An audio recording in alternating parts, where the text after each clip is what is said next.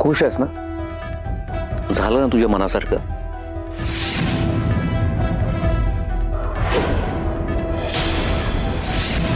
अरे काय विचारतोय मी?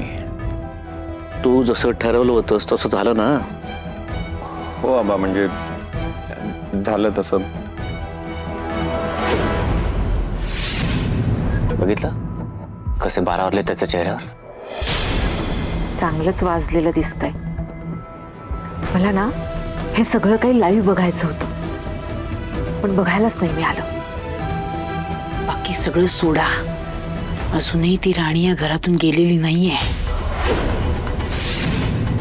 तेव्हा गरम आहे ना, तोपर्यंत घाव घालायला हवा.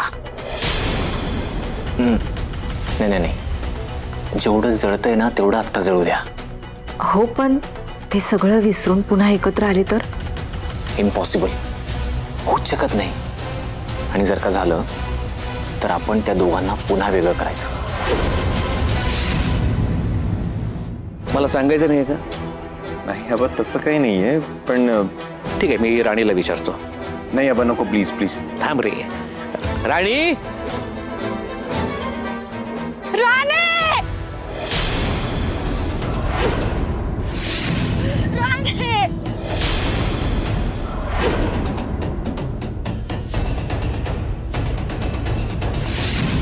सुरेखा ते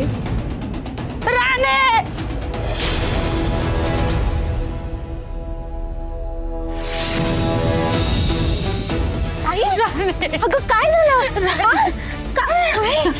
अगं तू अशी इथं काय? शांत हो, मला सांग काय झालं?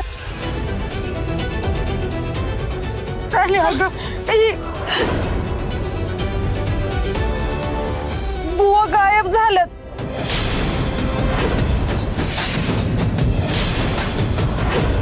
काय? मला उडाकलं ग त्यांना, पण नाही तर गावलं मला. तुम्हाला काही सांगून गेले होते का ते? नाही ना, काय सांगून नाही गेलं. जावई बापू त्यांना उडका.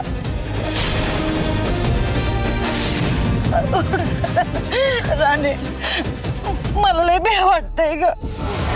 मी हात जोडते तुमच्या पुढं, त्यांना लवकर उडका. जावई बापू, शांत व्हा तुम्ही, आपण शोधूया, त्यांना सापडतील ते. हे बघा सुरेखाताई, तुम्ही काळजी करू नका, बुवा सापडतील.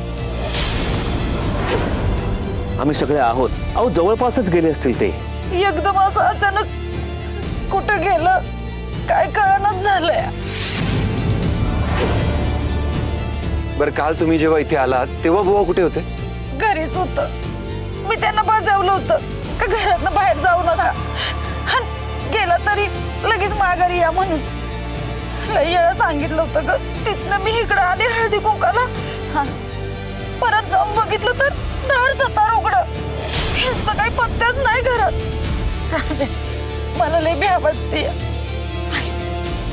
माझं तर डोकंच फिरलंय. अगं मी घरात बाहेर जाऊ नका म्हणून सांगितलं होतं, तरी गेलं.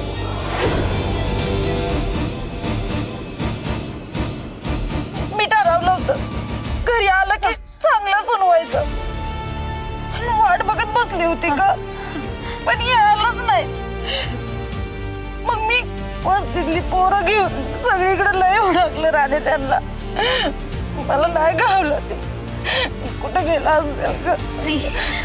अगं तू रात्रीच फोन का नाही केला? कसं करायचं राणे, मला तुम्हाला त्रास नव्हता द्यायचा. आधीच तू आणि या घरानं काय कमी केलंय वे आमच्यासाठी? आमच्या पुढ्यातलं एक संकट संपलं की दुसरं उभं राहतंय. त्याला तुम्ही तरी काय करणार? आमचं नशीबच बुटका आहे. कुठं कुठं टिकळं लावणार तुम्ही? काय बोलते? हो, बरोबर आहे तुमचं, पण इथे आलातच ना. नाही म्हणजे फायनली तुम्हाला महाडिकांची मदत घ्यावी लागलीच ना. मग आधी जायचं होतं इथे, हो ना? सुरेखाताई, तुम्ही काळजी करू नका. तुम्ही आता आमच्या घरी आलात आणि आमची मदत घेताना मनामध्ये कुठलाही किंतु परंतु ठेवू नका. आपण सगळे मिळून शोधूयात बुवाना.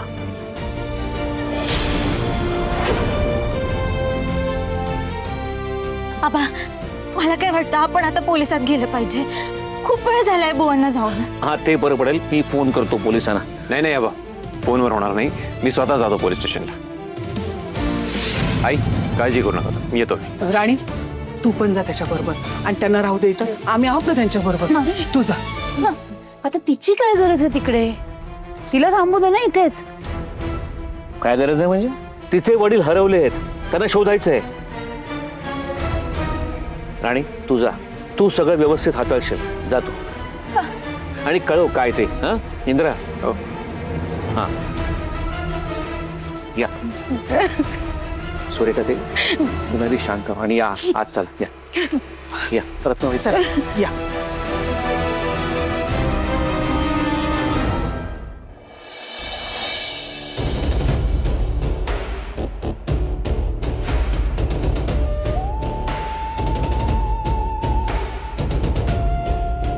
राणी काळजी करू नकोस.